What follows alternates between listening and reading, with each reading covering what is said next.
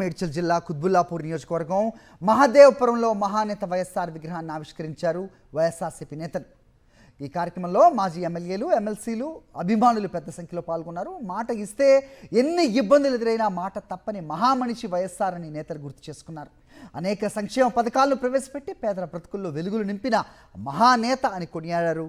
ప్రజల గుండెల్లో చెరగని ముద్ర వేసుకున్నారని అన్నారు.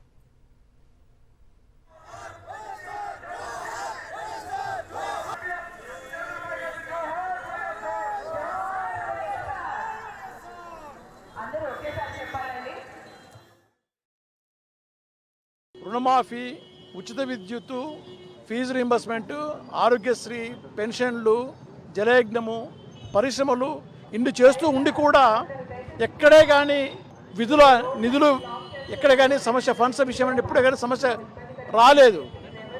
ఇన్ని జరుగుతున్నా కూడా రాష్ట్రం మొత్తం ఉమ్మడి రాష్ట్రం కలకలాడుతుండేది. అంతగా రాష్ట్రము ఒక స్వర్ణయుగం మాదిరి ఉండేది. దానికి కారణం ఏంటంటే ఆయనలో ఉన్నటువంటి సంకల్ప బలము. ఎందుకంటే ఆయన ఛాన్సార్లు అనేవాడు. అప్పటి ఫైనాన్స్ మినిస్టర్ రోషయ్య గారు కూడా దీనికి డబ్బులు ఎక్కడి నుంచి తెస్తామంటే అనేవాడు, మన సంకల్పం మంచిది అయితే, మన ప్రయత్నాలు మంచిది అయితే డబ్బులు వాడంతకు అవే వస్తాయి అని చెప్పేసి అనేవాడు. ఆ విధంగా ఇన్ని సంక్షేమ పథకాలు, అభివృద్ధి పథకాలు చేసినా కూడా ఏ విధంగా ఎక్కడే కానీ నిధుల కొరత లేకుండా చేయించగలిగినాడు. ఒక హైదరాబాద్ విషయమే తీసుకుంటే అటు PV Narasimharao express highway, outer ring road, bits, IIT, ఇంకా ఎన్నో చెప్పుకుంటే కొన్ని కొల్లలకు ఉన్నాయి.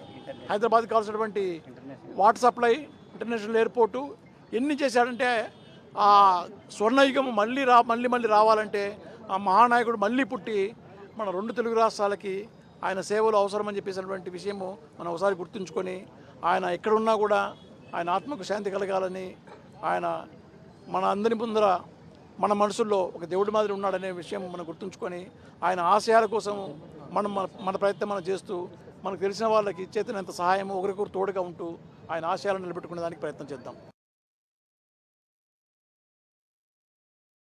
రాజశేఖర రెడ్డి గారి గురించి మాట్లాడుకోవడం అంటే మానవత్వం గురించి మాట్లాడుకోవడం, మంచి గురించి మాట్లాడుకోవడం, ధైర్యం గురించి మాట్లాడుకోవడం, ఇచ్చిన మాట తప్పకుండా ఎట్లా బతకాలని ఆయన దగ్గర నుంచి నేర్చుకోవడం. అంతెందుకు ఒక మహా మనిషి గురించి, ఒక మహానేత గురించి మాట్లాడుకోవడం, గుర్తుపెట్టుకోవడం, నేర్చుకోవడం అనే సంగతి గుర్తు చేసుకుంటూ వారికి ఘన నివాళులు అర్పిస్తూ ఎప్పటికి కూడా మీరు మా గుండెల్లో కాదు మా కళ్ళ ముందే ఉంటారన్న సంగతి మీ శిష్యులుగా, మీ కింద పనిచేసిన వాళ్ళుగా మేము ఎప్పుడూ గుర్తుపెట్టుకొని ఉంటాం. రాజశేఖర రెడ్డి గారు చనిపోయి 16 సంవత్సరాలు అయినప్పటికీ కూడా ఈ రోజు వరకు కూడా ప్రజల యొక్క గుండెల్లో చిరస్థాయిగా నిలిచిపోవడం జరిగింది. ఎందుకంటే ఆయన ప్రవేశపెట్టినటువంటి పథకాలు ఈ రోజు వరకు కూడా ఆయనను మరిపించే విధంగా ఈరోజు ఆ యొక్క పథకాలు ఉన్నాయి. ఎందుకంటే ఈరోజు ఒక ఆరోగ్యశ్రీ కానీ, ఫీజు రియంబర్స్మెంట్ కానీ, రైతులకు ఉచిత కరెంటు కానీ, 108 కానీ, ఈ విధంగా చెప్పుకుంటూ పోతే మరి స్వాతంత్రం వచ్చి మరి ఇన్ని సంవత్సరాల్లో ఏ నాయకుడు ప్రజలకు గుర్తుండే విధంగా ఇన్ని సంక్షేమ కార్యక్రమాలు అమలు చేయడం జరిగింది. వైఎస్ఆర్ గారు అనేది ఒక మేరునగ శిఖరం. ఆయన కీర్తి అజరామరం. ఆయన మనకి దొరకడం, మన తెలుగు ప్రజలకి దొరకడం మనం ఏ జన్మలోనో చేసుకున్న ఒక వరం. వైఎస్ఆర్ గారి స్థానం ప్రజల గుండెల్లో ఎప్పటికీ సుస్థిరం.